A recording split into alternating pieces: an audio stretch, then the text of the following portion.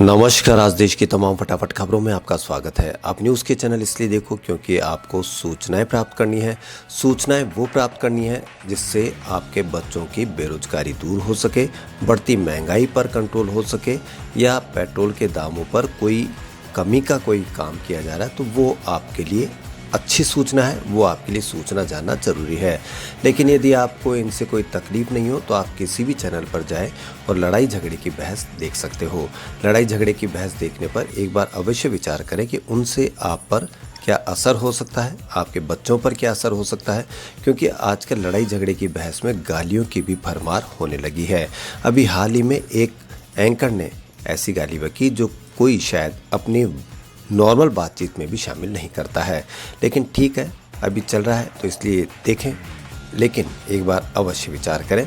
तो बढ़ते हैं खबरों की ओर। मुंबई के लालबाग इलाके की एक 60 मंजिला इमारत के 19वें माले पर भीषण आग लगी। इस दौरान इस माले पर रहने वाला शख्स खुद को बचाने के लिए फ्लैट की बालकनी से लटक गया, लेकिन बैलेंस बिगड़ने की वजह से वह नीचे गिर गया, जिससे उसकी मौत हो गई। इस व्यक्ति को अस्पताल पहुंचाया गया, लेकिन इसे वहां मृत घोषित कर दिया गया। मृतक का नाम अरुण तिवारी बताया गया है और उसकी उम्र 30 वर्ष है। दक्षिण मुंबई की लग्जरी अविग्ना पार्क सोसाइटी की 19वीं मंजिल में दोपहर के समय लगी आग को बुझाने के लिए 14 फायर ब्रिगेड की दमकलें मौके पर तैनात है। आग लगने के कारण अब तक पता नहीं चल सके हैं। मुंबई की महापौर किशोरी पेडनेकर ने बताया कि आग की खबर लगते ही दमकल विभाग की टीम पहुंची। कई लोगों को बाहर निकाला गया। रेस्क्यू का काम जारी है। जो व्यक्ति कूदा हुआ था वो घबराकर कूद गया। इसमें दमकल विभाग की टीम फेल हुई है, ऐसा हम नहीं कह सकते, और गलत जानकारी न फैलाएं।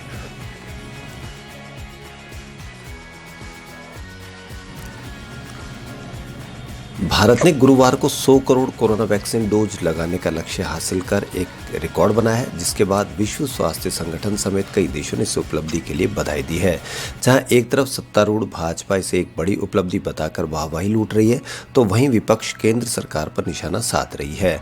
इसी बीच दिल्ली के उप मुख्यमंत्री व आम आदमी पार्टी के वरिष्ठ नेता मनीष सिसोदिया ने शुक्रवार को इस उपलब्धि पर तंज कसते हुए कहा कि अगर सरकार विदेशों में वाहवाही लूटने के लिए वैक्सीन बाहर न भेजती तो 100 करोड़ डोज का लक्ष्य 6 महीने पहले ही हासिल हो जाता।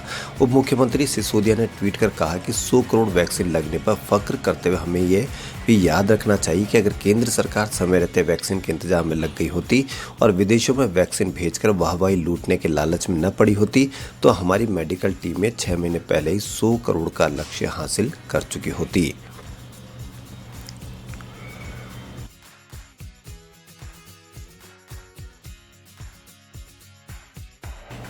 दिल्ली की कोर्ट ने 2019 में कथित रूप से भड़काऊ भाषण देने और लोगों को हिंसा के लिए उकसाने के मामले में जवाहरलाल नेहरू विश्वविद्यालय के छात्र शर्जिल इमाम को जमानत देने से शुक्रवार को इनकार कर दिया। कोर्ट ने स्वामी विवेकानंद के उद्धरण का हवाला देते हुए शर्जिल इमाम की जमानत याचिका को खारिज किया कि हम वही हैं जो हमारे विचारों ने हमें बनाया था। ऐसे में इस बात का ध्यान रखें कि आप क्या सोचते हैं। शब्द गौण है लेकिन विचार दूर तक पहुंचते हैं। कोर्ट ने इसके साथ ही कहा कि भाषण सांप्रदायिक तर्ज पर दिया गया था और इसकी विषय वस्तु शांति और सद्भाव को कमजोर करने वाला प्रभाव डालने वाली है। पुलिस ने बताया कि इमाम ने 13 दिसंबर 2019 को कथित रूप से भड़काऊ भाषण दिया था, जिसके परिणाम स्वरूप 2 दिन बाद दंगे हुए थे। इनमें जामिया नगर इलाके में 3000 से अधिक लोगों की भीड़ ने पुलिस कर्मियों पर हमला कर दिया था और कई वाहनों को जला दिया था। अतिरिक्त सत्र न्यायाधीश अनुज अग्रवाल ने इमाम को जमानत देने से इनकार करते हुए कहा कि भाषण को सरसरी तौर पर पढ़ने से लगता है कि इसे स्पष्ट रूप से सांप्रदायिक तर्ज पर दिया गया था। उन्होंने कहा कि इस भड़काऊ भाषण के लहजे और विषय वस्तु को सार्वजनिक शांति और सामाजिक सद्भाव को कमजोर करने वाला प्रभाव है।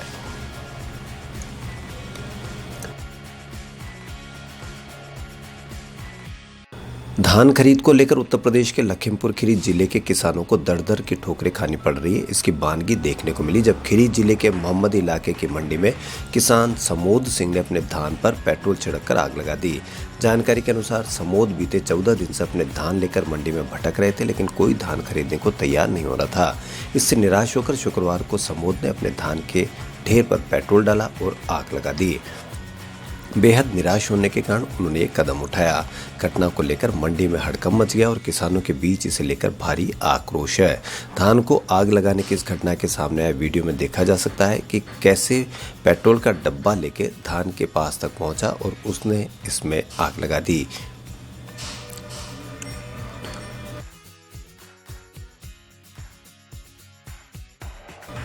उपभोक्ता फोरम में खाली पदों पर भर्तियों को लेकर सुप्रीम कोर्ट ने केंद्र सरकार से नाराजगी जताई है। सुप्रीम कोर्ट ने इस मामले में सरकार की उदासीनता और मनमानी से खिन्न होकर कड़ी टिप्पणी की है। कोर्ट ने कहा कि कोई अच्छी स्थिति नहीं है कि खाली पदों पर भर्ती को लेकर भी कोर्ट को ही दखल देना पड़े, और अगर सरकार ट्रिब्यूनल्स और उपभोक्ता शिकायत निवारण आयोग जैसे अहम संस्थानों को नियमानुसार नहीं चलाना चाहती है तो उन्हें खत्म ही कर दीजिए। फिर सरकार की ट्रिब्यूनल्स एक्ट ही खत्म कर देना चाहिए।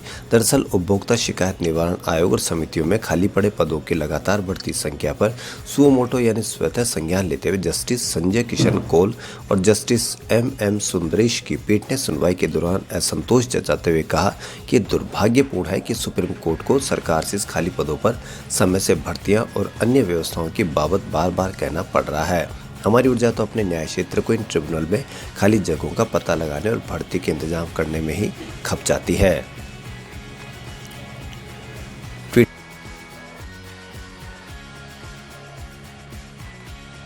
ट्विटर इंडिया के पूर्व एमडी मनीष माहेश्वरी के खिलाफ लोनी में एफआईआर का मामले में सुप्रीम कोर्ट ने जवाब मांगा है। दरअसल यूपी पुलिस की याचिका पर सुप्रीम कोर्ट ने मनीष माहेश्वरी को नोटिस जारी कर जवाब मांगा। इस मामले को लेकर गाजियाबाद पुलिस ने सुप्रीम कोर्ट में याचिका दायर की है। सीजेआई एनवी रमन्ना ने कहा कि हमें इस मामले को सुनना होगा। दरअसल गाजियाबाद पुलिस ने कर्नाटक हाईकोर्ट के फैसले को चुनौती दी है। कर्नाटक हाई कोर्ट ने गाजियाबाद पुलिस को निर्देश दिया कि वह ट्विटर के एमडी के खिलाफ कोई सख्त कदम न उठाए। गौरतलब है कि गाजियाबाद में एक वृद्ध का वीडियो वायरल हुआ था जिसके बाद एमडी के खिलाफ शिकायत दर्ज की गई थी। बता दें कि कर्नाटक हाईकोर्ट ने ट्विटर इंडिया के एमडी मनीष माहेश्वरी को बड़ी राहत देते हुए यूपी पुलिस को उस नोटिस को रद्द कर दिया है जिसमें उनको जांच के लिए बुलाया गया था। शुक्रवार को अपना फैसला सुनाते हुए हाईकोर्ट ने कहा कि सेक्शन 41A के तहत नोटिस का भेजा जाना ऐसा लगता है कि किसी दुर्भावनापूर्ण से भेजा गया है। सेक्शन 160 के तहत नोटिस भेजा जाना चाहिए। इस मामले में यूपी पुलिस ने सुप्रीम कोर्ट में याचिका दाखिल कर इसे चुनौती दी है।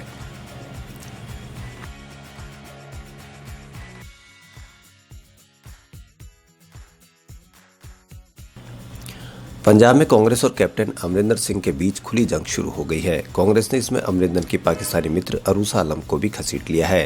डिप्टी सीएम और गृह मंत्री सुखजिंदर रंधावा ने कहा कि अरूसा आलम के आईएसआई कनेक्शन की जांच की जाएगी। इसके लिए वे डीजीपी इकबालप्रीत सहोता को निर्देश दे रहे हैं। रंधावा ने कहा कि अरूसा के बारे में कई बातें सामने आई है जिनकी जाँच जरूरी है। रंधावा ने अमरिंदर पर सवाल उठाया कि 4.5 साल सब कुछ ठीक रहा, जैसे सीएम की कुर्सी छीनी तो पंजाब को पाकिस्तान से खतरा हो गया।